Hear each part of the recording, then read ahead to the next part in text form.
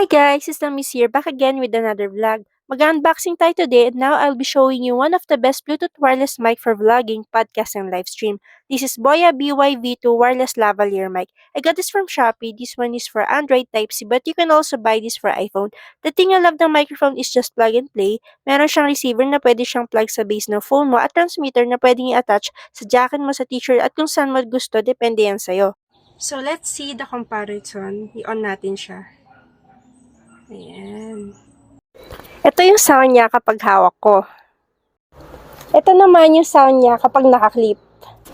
At ito naman yung sound niya kapag medyo malayo. So, try naman natin ang noise cancellation feature niya na isa sa mga nagustuhan ko. I-on lang natin. Ayan. So, kapag naka-green, okay na siya. Ayan, klarong-klaro tayo dito, guys. So, maganda talaga ang Boya BY-V2.